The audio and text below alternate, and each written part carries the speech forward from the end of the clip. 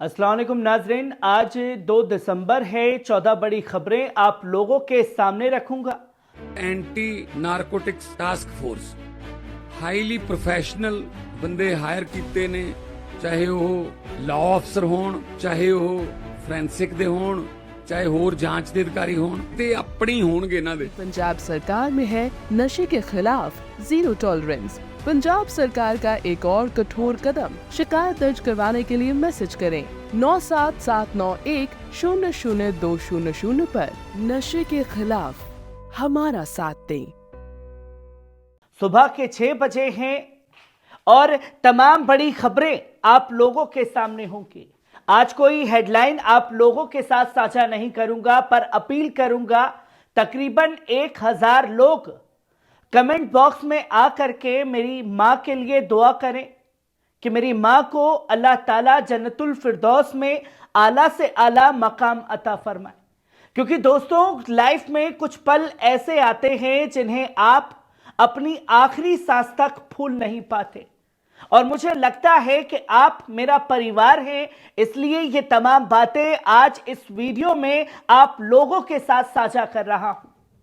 क्योंकि ठीक 4 साल पहले 2020 2 दिसंबर को मां का साया रात के 1:30 बजे मेरे सर से उठ गया, और कई बार ऐसा लगा कि अब बस कर देना चाहिए, पर आप लोगों की हिम्मत थी, आप लोगों की सपोर्ट थी कि आप लोगों ने हमें इतना प्यार दिया। और आज जो कुछ भी पल पल न्यूज है या जो कुछ भी नदीम अकरम है, वो आप लोगों की दुआओं की वजह से है। तकरीबन 1000 लोग कमेंट जरूर करें आज के इस वीडियो में मेरी मां के लिए। जहां आप पहली खबर अपनी स्क्रीन पर देख सकते हैं कि यूएन रॉ के कमिश्नर जनरल ने गजा और इजराइल के बीच करीम अबू सालेम क्रॉसिंग से इंसानी मदद की सप्लाई को रोकने का ऐलान किया है। उनका कहना है कि यह फैसला सुरक्षा कारणों से लिया गया है। लाजरीनी ने सोशल मीडिया प्लेटफॉर्म पर बताया कि 16 नवंबर को इंसानी मदद के बड़े काफिले को हथियारबंद गुटों ने लूट लिया था। इसके अलावा जब उन्होंने इसी रूट से खाने के कुछ ट्रक भिजवाने की कोशिश की तो उसे भी छीन लिया गया।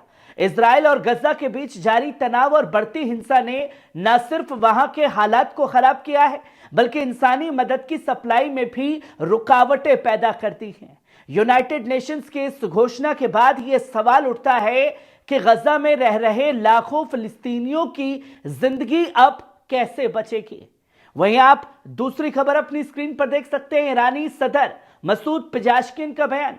ईरान के सदर मसूद पिजाशकिन ने एक अहम बयान देते हुए मुस्लिम ममालिक को सीरिया के मसले पर मिलकर हल करने की अपील की है। रविवार को हुकूमत और पार्लियामेंट के मुश्तरका इजलास में उन्होंने कहा कि बाहरी मुदाखलत से बचने के लिए इलाकाई ममालिक को मिलकर सिक्योरिटी का निजाम संभालना चाहिए। उन्होंने अपने बयान में कहा कि मुझे उम्मीद है कि मुस्लिम ममालिक के ताउन से सीरिया में पैदा हुई ये परेशानी हल हो जाएगी, और ये ममालिक इस बात की इजाजत नहीं देंगे कि मुल्कों के अंदरूनी झगड़े बाहरी मुदाखलत का जरिया बने। वहीं आप तीसरी खबर अपनी स्क्रीन पर देख सकते हैं। यमनी अफवाज का हाइपरसोनिक मिसाइल से हमला। यमनी अफवाज ने राफा कब्जा शुदा इलाके में एक ऑपरेशन को अंजाम दिया। यमनी अफवाज के तर्जुमान ब्रिगेडियर जनरल याहिया सारी ने बताया कि इस ऑपरेशन में फलस्तीनी 2 किस्म के हाइपरसोनिक मिसाइल का इस्तेमाल किया गया।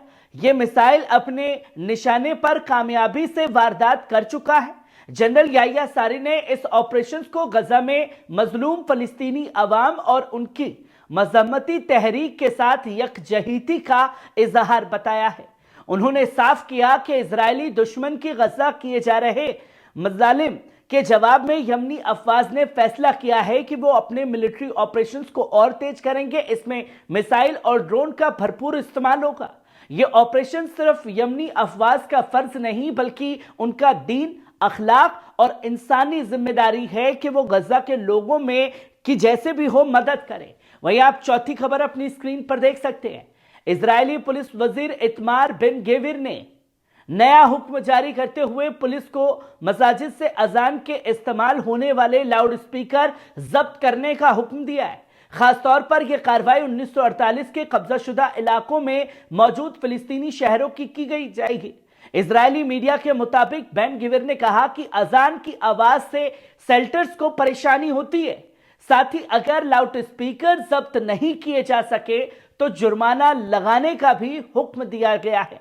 दूसरी तरफ इजरायली अखबार इजराइल हायुम ने रिपोर्ट किया कि सिक्योरिटी वजीर इजराइल काट्स अगले कैबिनेट इजलास में फलस्तीनी मज़ाहमती लड़ाकों के घरों को गिराने की मंजूरी देने की तजवीज पेश करेंगे। वहीं आप पांचवी खबर अपनी स्क्रीन पर देख सकते हैं। गजा में इजरायली हमलों का सिलसिला जारी है।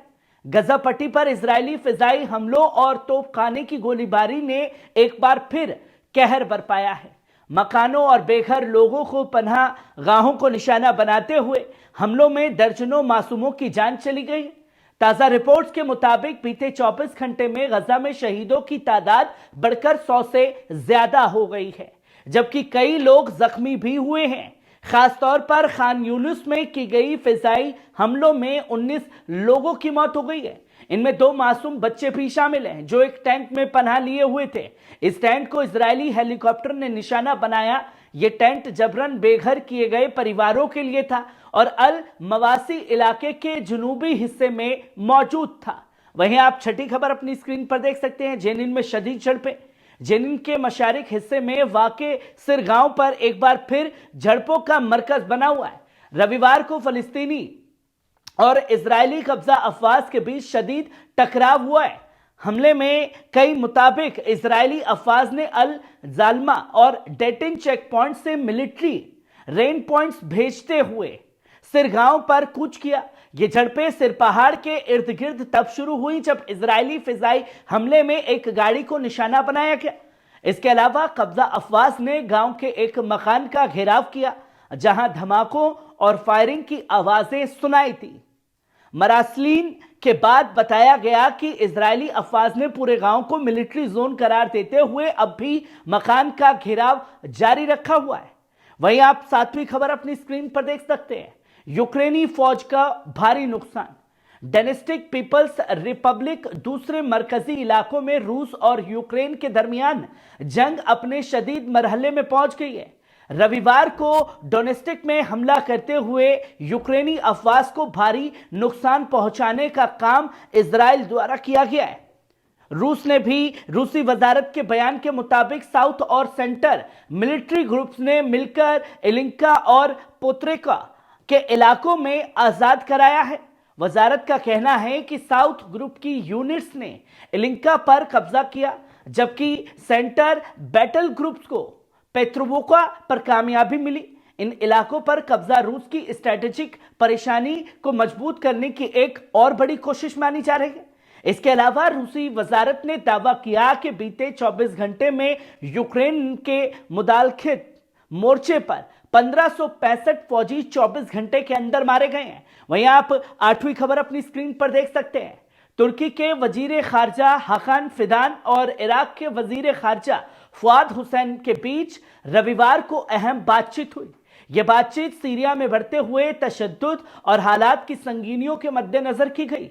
तुर्की वजारत खारजा के हवाले से मालूम हुआ है कि दोनों वजीरों ने खासतौर पर सीरिया के मशरिकी हिस्से और अलेप्पो सूबे के मगरिबी देही इलाके में बढ़ते तशद्दुद पर गुफ्तगू की। वहां मुसलसल दहशतगर्दों ने शहरों पर हमला किया और शदीद झड़पों का सिलसिला शुरू हुआ। दोनों वजीरों ने सीरिया को मौजूदा सूरत हाल की पेचीदगियों पर तस्लीम करते हुए इस पर जोर दिया कि यह हालात इलाके की सिक्योरिटी के लिए बड़ा खतरा बनने जा रहे हैं।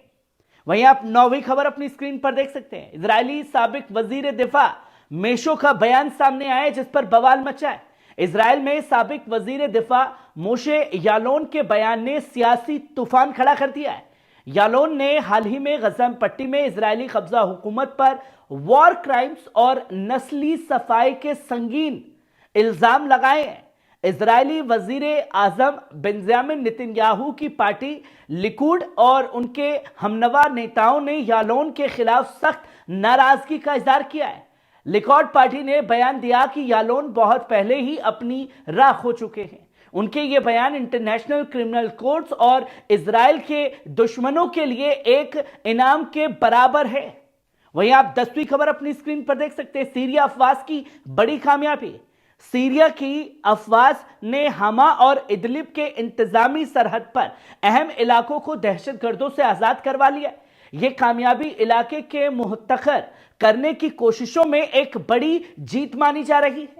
इजरायली हुकूमत के खिलाफ पिछले सख्त कार्रवाइयों पर सीरिया अफवाज ने हमा के शुमाली हिस्से पर खासकर मोरेक के करीब दहशतगर्दों को मुज़म्मिनी मोज़ों पर शदीद हमले किए। इन हमलों में 80 से ज्यादा दहशतगर्द मारे गए और दर्जनों जख्मी हुए। इसके अलावा हलब में अल बासेल राउंड बाउट के पास एक फैसलाकुन मिलिट्री ऑपरेशन ने दहशतगर्दों को जबरदस्त नुकसान पहुंचाया, जिससे उन्हें अपनी शिकस्त कबूल करनी पड़ी। वहीं आप 11वीं खबर अपनी स्क्रीन पर देख सकते हैं। फ्रांस की चेतावनी। फ्रांसीसी अखबार येनित न्यूज की रिपोर्ट के मुताबिक फ्रांस ने रविवार को चेतावनी दी है कि लेबनान में हाल ही में हुए जंगबंदी समझौते पर खतरे के बदले बादल मंडरा रहे हैं। इजराइल की 52 से ज्यादा खिलाफ वर्जियों की वजह से अब तक 3 लेबनानी शहरी अपनी जान गंवा चुके हैं। फ्रांसीसी हुकूमत ने यह भी बताया कि इजराइल ने बेरूत के ऊपर कम ऊंचाई पर ड्रोन उड़ाने फिर से शुरू कर दिए हैं और लेबनान की जंग निगरानी करने वाले इंटरनेशनल कमीशन से बगैर कोई सलाह लिए हिजबुल्लाह कार्रवाई कर सकता है। फ्रांस के आला अफसर ने समझौते के नाकाम होने की फिक्र जाहिर की है और बताया कि फ्रांस लेबनान की फौज के चीफ ऑफ स्टाफ और वजीर आजम नजीब मिकाती के साथ लगातार राब्ता बनाए हुए हैं। वहीं आप 12वीं खबर अपनी स्क्रीन पर देख सकते हैं। ऑस्ट्रिया की साबिक वरीज का बयान सामने आया, जहां करीन किंसिल ने पश्चिम ममालिक की सीरिया और यूक्रेन में मुदाखलत पर सख्त सवाल उठाए। उन्होंने इस बात की निशानदेही की कि दहशतगर्दों, जिन्हें मॉडरेट सीरियन ऑपरेशंस कहा जाता है, उनको इंटरनेशनल टाउन हासिल है। कंसिल ने सीरिया के सदर बशर अल असद का हवाला देते हुए कहा कि दहशतगर्द न सिर्फ पेशा वराना ट्रेनिंग लिए हुए हैं, बल्कि उनके पास उन्नत हथियार, ड्रोन और यूनिफॉर्म भी हैं। असद ने इन ताकतों के सियाह ताकतें करार दिया गया है और कहा कि यह बेहतरीन तालीम और ट्रेनिंग के लिए हुए अफवाज से जो बैनुल अक़वामी मदद और ट्रेनिंग के जरिए यहां आई है। ये कोई आम दाढ़ी वाले लोग नहीं जो सिर्फ AK-47 लिए घूम रहे हैं। वहीं आप 13वीं खबर अपनी स्क्रीन पर देख सकते हैं। ईरान के नायब वजीर खारजा वाहिद जलालजादे ने तस्दीक की है कि अलेप्पो में ईरानी काउंसलेट पर दहशतगर्दों के हमले के बाद वहां काम करने वाले स्टाफ को दमिश्क मुंतकिल कर दिया गया है। जलालजादे ने इरना को बताया कि काउंसलेट के अमले ने बिल्डिंग को उस वक्त खाली कर दिया, अब वो महफूज नहीं है, दमिश्क में मौजूद है। उन्होंने इस बात पर जोर दिया कि बैनुल अक़वामी मुआहिदों और क़वानीन के तहत काउंसलेट और उसके अमले की सिक्योरिटी यकीनी बनाना जरूरी है। जलालजादे ने अलेप्पो में जारी बदअमनी के लिए अमेरिका और उसके हमनवा ममालिक को जिम्मेदार ठहराया। उन्होंने कहा कि बुध के दिन से शुरू हुई दहशतगर्दों की अचानक कार्रवाई इस इलाके में पश्चिमी ताकतों के मंसूबों का नतीजा है। वहीं आप 14वीं और आखिरी खबर देख सकते हैं। PGCC के लिए तारीफ की है कुवैत ने। कुवैत के अमीर शेख मिशाल अल अहमद अल जाबिर अल सबा ने ईरान के फारसी खाड़ी टाउन काउंसिल PGCC के लिए तामीरी और मुसीबत मौकिफ की तारीफ की है। यह बयान उन्होंने रविवार को कुवैत में PGCC के 45वें इजलास के मौके पर दिया है। कुवैती अमीर ने इलाकाई सूरत हाल और जायूनी निज़ाम के हमलों पर रोशनी डालते हुए कहा कि ईरान का यह मौकिफ PGCC के रुकन ममालिक के साथ उनके तनाज़े को हल करने और ताउन का दायरा वसी करने में मददगार साबित होगा। उन्होंने इस बात पर जोर दिया कि यह ताउन बैनुल अक़वामी क़वानीन, अच्छे पड़ोस के उसूलों और ममालिक की खुदमुख्तारी के एहतराम पर मबनी होना चाहिए। इसके साथ ही उन्होंने गजा पट्टी में जारी जायूनी ज़राइयत और लेबनान, सीरिया, ईरान पर हमलों की सख्त मसम्मत की। उन्होंने फौरन जंगबंदी की अपील करते हुए कहा कि गजा में इंसानी मदद को जल्दी से जल्दी पहुंचाने के लिए इनकलाबी इकदाम किए जाने चाहिए। जिसकी तस्वीर लोगों के सामने है। कैसी लगी आपको खबर? कमेंट बॉक्स में आकर के अपनी राय जरूर दीजिएगा। तब तक के लिए अपना ख्याल रखिए, खुश रहिए, आबाद रहिए। शुक्रिया।